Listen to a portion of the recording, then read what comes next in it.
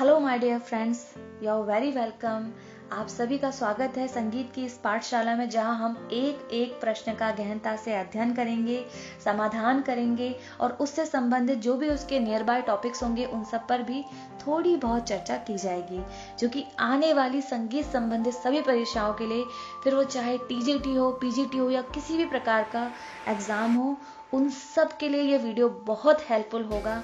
आपको नोट्स बनाने हैं, इसे रिवाइज करना है और जो भी मैं आपको बताऊं आपको समझते चलना है। वीडियो को एंड तक जरूर देखना है। तो आज का क्वेश्चन जिस पर मैं आज थोड़ी सी चर्चा करने वाली हूँ वो है, निम्नलिखित में से किस राग में दोनों मध्यम का प्रयोग ललितांग में किया जाता है?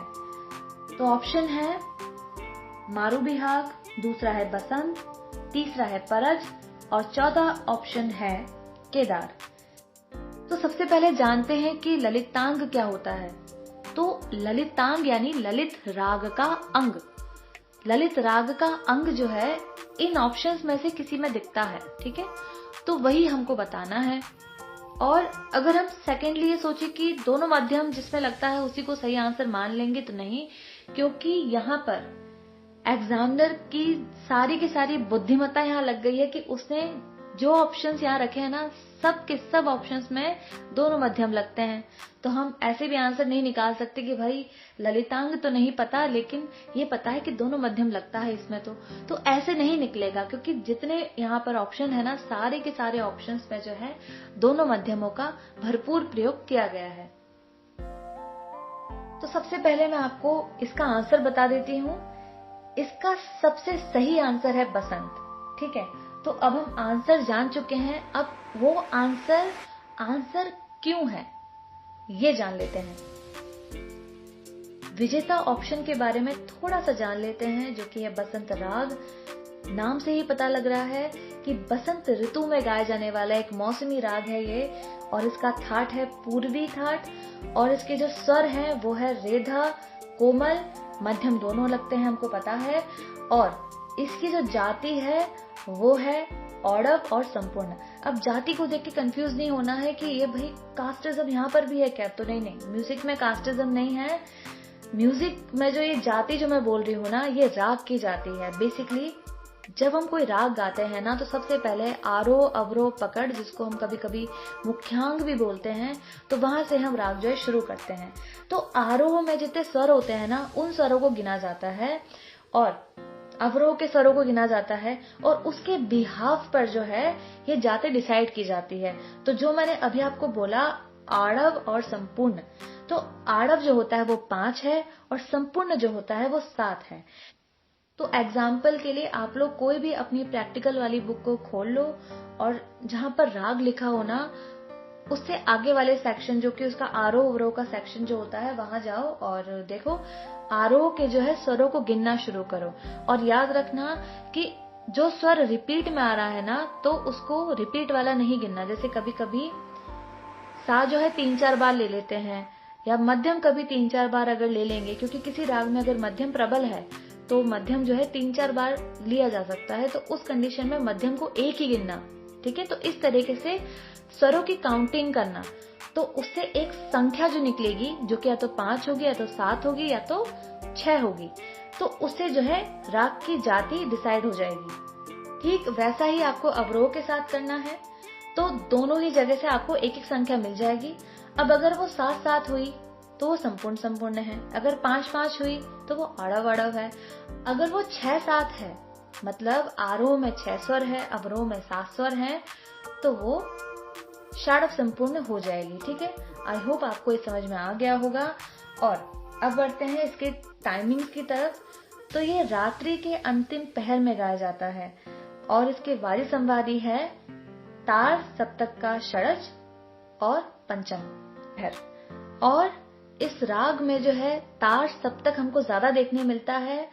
आरोह में जो है मध्यम को हम शुद्ध रखते हैं, अवरोह में जो है हम मध्यम को तीव्र कर देते हैं। और इसके सम प्राकृतिक राग जो है वो है पूर्वी, परज और पुरिया घनाश्री। बसंत को थोड़ा बहुत जान लिया है, अब जानते हैं ललित राग के बारे में। तो जो ललित राग है मारवा थाट से बिलोंग करता है, और इसके स्वर है सेम टू सेम, जैसे बसंत के है ना, सेम टू सेम। बस उसमें आप पंचम को कांटा लगा दो, यानी कि पंचम का यूज नहीं होता है। मतलब रेधा कोमल मध्यम दोनों लगते हैं, लेकिन पंचम का यूज नहीं होता है, वर्जित है। अब अगर पंचम का यूज वर्जित है तो उसकी जाति क्या होगी? सात तो हो नहीं सकती किसी भी हालत में, तो इसकी जाति षाडव षाडव है। ठीक है, मतलब आरोह में और अवरोह में दोनों में ही जो है 6 स्वर लग रहे हैं।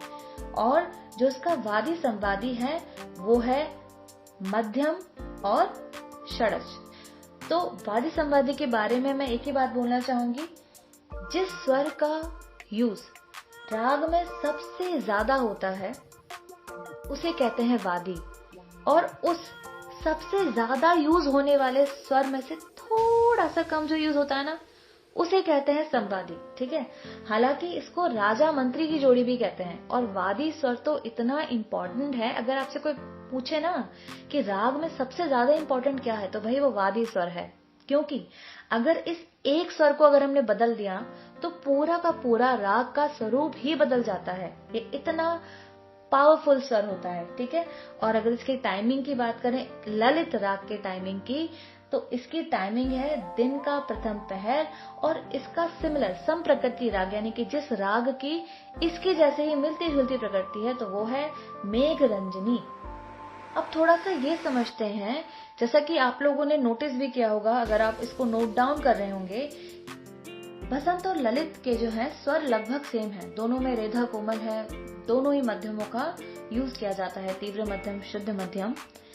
तो इन दोनों के थाट अलग अलग कैसे हो सकते हैं? ललित जो है हम मारवा का बता रहे हैं, जबकि मारवा में जो है माँ और रे ये दोनों ही जो है कोमल बताए गए हैं। धैवत का तो यहाँ स्थान ही नहीं है, उसके बावजूद भी ललित को हम मारवा थाट का बता रहे हैं। हालांकि इसे पूर्वी थाट में होना चाहिए क्योंकि रेधा कोमल है। ठीक है, लेकिन इसको हम मारवा में रख रहे हैं, तो इतना महान कार्य जो है किसके द्वारा किया गया होगा? तो बिल्कुल क्योंकि भातखंडे ने ललित राग में जो है धैवत को शुद्ध मान लिया था। अब अगर धैवत शुद्ध हो गया है और मध्यम और ऋषभ ये दोनों विकृत है, तो इस स्थिति में सिर्फ और सिर्फ हमारे पास मारवा थाट ही बचता है। लेकिन अगर धैवत कोमल है तो उस स्थिति में से पूर्वी में रखा जाना चाहिए। लेकिन फिर भी आज भी इस पॉइंट पर थोड़े से मतभेद हैं कि इसे मारवा में रखे या पूर्वी में। ठीक है, क्योंकि म्यूजिक में मतभेद है ही, काफी आपको ओपिनियंस देखने मिलेंगे। स्वरों से ही पूर्वी की तरफ दिखेगा और इसके जो एक्सप्लेन जो होंगे ना वो मारवा की तरफ झुकेंगे। तो उस चीज के लिए आपको कभी कंफ्यूज नहीं होना है। अगर मारवा लगे तो मारवा लगा दो, पूर्वी लगे तो पूर्वी लगा दो, और अगर दोनों ही अगर साथ में अगर ऑप्शन में आए तो आप मारवा को ही चुनना, क्योंकि मैक्सिमम स्टेजेस पर इसे मारवा का माना गया है। ठीक है, तो अब बढ़ते हैं ललितांग की तरफ कि ललितांग क्या है। तो जैसा मैंने आपको बताया कि बसंत में जो है आरोह में जो है वो शुद्ध मध्यम दिखता है और अवरोह में जो है वो तीव्र मध्यम दिखता है। तो ये तो बात पक्की है कि दोनों मध्यम साथ में तो नहीं दिखते, एक मध्यम आरोह में दिखेगा, एक मध्यम अवरोह में दिखेगा। सेम ऐसे ही इसी तरीके से जितने भी ऑप्शंस मैं आपसे अभी डिस्कस करने वाली हूँ ना इस क्वेश्चन से रिलेटेबल, उन सब में कहीं पे भी जो है दोनों मध्यम साथ में नहीं दिख रहे हैं सिवाय एक के, और जो वो एक है ना यही हमारा ललितांग है। ठीक है, बसंत में ललित अंग दिखता है, और वो कैसे दिखता है आपको बताया ना मैंने, क्योंकि यहाँ पर आरोह में शुद्ध मध्यम है, अवरोह में तीव्र मध्यम है, उसके बावजूद दोनों मध्यमों का साथ में प्रयोग करके ललित अंग दिखाया जाता है। इसके लिए इसका सही आंसर बसंत ही माना जाएगा। सो द नेक्स्ट ऑप्शन मारू बिहाग, इसको भी थोड़ा सा जानेंगे। रात्रि के प्रथम पहर में से गाया जाता है और इसका थाट जो है वो कल्याण है। इसकी जो जाति है वो है औडव संपूर्ण। तो ये भी याद रखने वाली बात है कि ऐसा नहीं है कि अगर किसी राग में एक स्वर दो स्वर वर्जित होते हैं तभी हम जो है इसकी जाति निकाल सकते हैं, तो ऐसा नहीं है। तो कभी कभी ऐसा भी होता है कि किसी राग में जो है स्वर वर्जित नहीं होते हैं, बस एक कंडीशन के लिए वो वर्जित हो जाते हैं। जैसे कि आरोह में जो है एक स्वर को वर्जित कर देंगे, अवरोह में दो स्वर को वर्जित कर देंगे, तो इसका मतलब ये नहीं है कि पूरे राग में उसे वर्जित मान लिया जाएगा, एक कंडीशन के लिए वो होता है। जैसे कि अभी आपको सामने दिख रहा है औडव संपूर्ण, यही हमको पता लगता है कि अगर कोई स्वर वर्जित है तो उसकी भी एक कंडीशन होती है। या तो वो पूरे के पूरे राग में वर्जित है, या तो वो सिर्फ आरोह में या सिर्फ अवरोह में वर्जित है। हम बात करते हैं इसके टाइमिंग की, तो ये जो है रात्रि के प्रथम पहर में गाया जाता है, क्योंकि क्वेश्चंस में आजकल पूछ लेते हैं। आते हैं इसके वादी संवादी स्वरों की तरफ, तो वो है गा और नी। उसके बाद इसके स्वर, जो कि हम जानते हैं कि दोनों मध्यम तो लगेंगे, और वाकई इसमें दोनों ही मध्यम लग रहे हैं, बाकी और कुछ भी इसमें एक्स्ट्रा नहीं जोड़ा गया है। ठीक है, दोनों मध्यम इसमें यूज होते हैं, बाकी सारे स्वर इसमें शुद्ध है। और इसका जो मिश्रण है, मतलब कैसे ये बना है, तो ये बिल्कुल ये बिहाग और कल्याण से बना हुआ है। और जैसे कि यहाँ पूछा गया ना कि बसंत में ललितांग को पूछ लिया गया, तो एग्जाम में आजकल पूछ क्या रहे हैं, या तो वो राग से रिलेटेड उसका थाट पूछ सकते हैं, उसकी स्वर संगतियां पूछ सकते हैं, उसका गायन समय पूछ सकते हैं, या उसके वादी संवादी पूछ सकते हैं। तो इस तरह के क्वेश्चंस ही आजकल ट्रेंड पे हैं। तो जैसा कि हमने बसंत का ललितांग सामने सामने हम देख रहे हैं एज एन एग्जाम्पल, और मारू बिहाग में भी ये पूछा जा सकता है कि यहाँ पे कौन कौन से अंग दिखते हैं। तो मैं बता दूं कि मारू बिहाग जो है बिहाग और कल्याण थाट से मिलकर बना हुआ है। जो इसका बिहाग अंग है ना, ये जो है हमको इसके आरोह में दिखता है, क्योंकि आरोह में जो है ना वो शुद्ध मध्यम लिया जाता है, और अवरोह में इसका कल्याण थाट जो है अच्छे से दिख जाता है, क्योंकि अवरोह में जो है इसमें तीव्र मध्यम लिया जाता है, और हम अच्छे से जानते हैं कि कल्याण थाट में तीव्र मध्यम यूज होता है। और बिहाग जो कि बिलावल थाट से बिलोंग करता है, जो कि हमारा सबसे शुद्ध थाटों में आता है। और अगर पुराने शास्त्रकारों की बात करें तो उनके लिए जो है उस समय काफी सबसे जो है शुद्ध माना जाता था। शुद्ध थाटों में ये लोग काफी को रखते थे।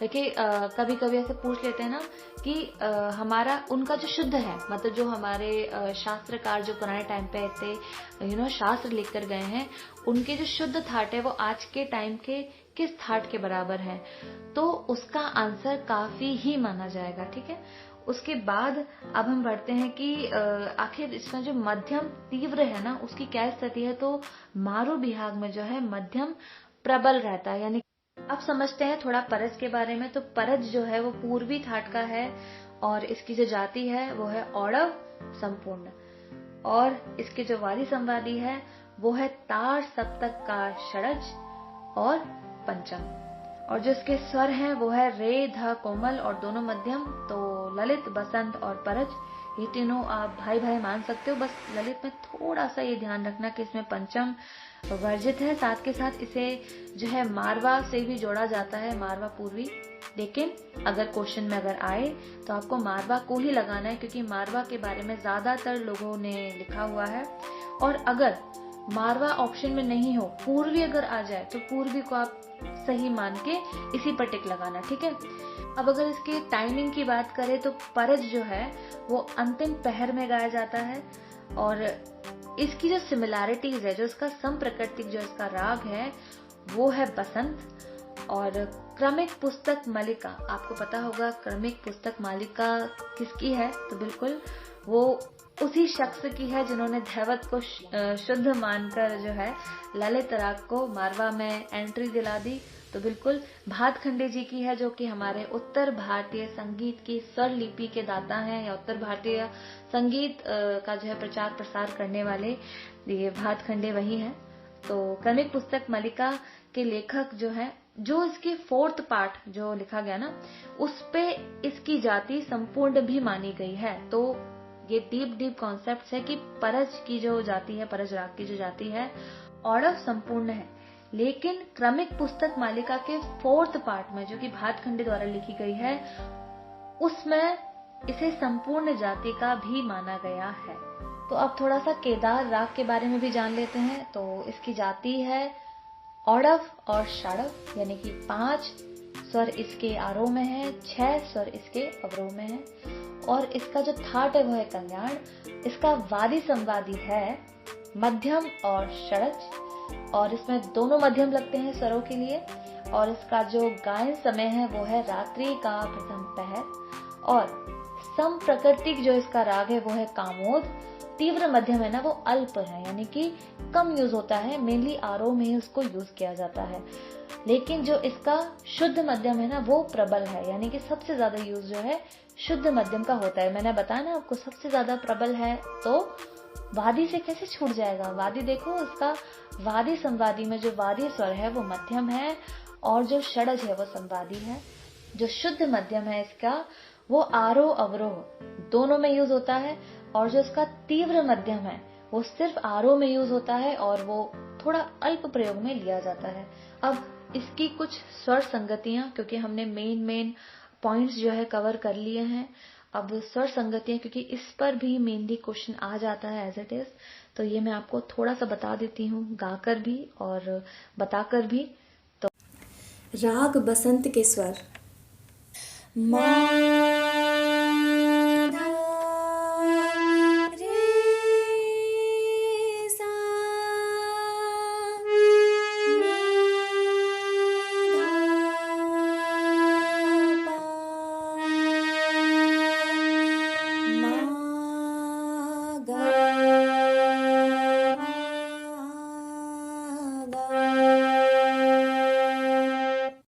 राग बसंत का ललितांग नी सा मा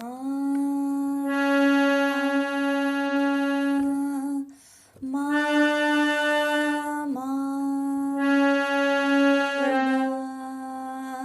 तो दोनों मध्यम का यहाँ पे साथ में यूज हुआ है और दोनों का ही फर्क एकदम समझ में भी आ जाता है।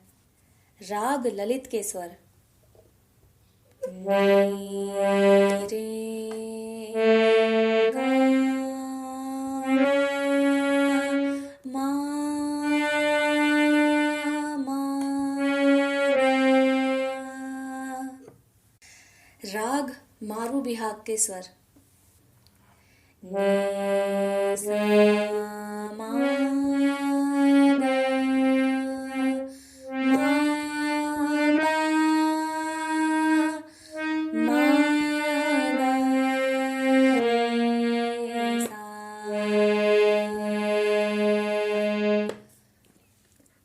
राग परच के स्वर सा नी धा पा मा पा धा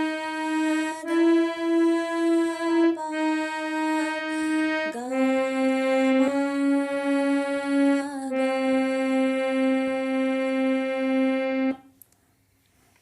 राग केदार के स्वर सा मा मा पा मा पा धा पा मा रे सा। गाकर बता दिया है, बाकी आप इसको नोट भी कर सकते हो। बसंत के स्वर हैं माधा रेसा नीधा पा मागा मा आगा, यानी तीव्र मध्यम कोमल धैवत तार सप्तक का कोमल ऋषभ तार सप्तक का षडज, कौमा निषाद कोमल धैवत पंचम, कौमा तीव्र मध्यम गंधार तीव्र मध्यम अवग्रह और गंधार। और जो बसंत में ललितांग आता है उसके स्वर है नीसा मा आ मा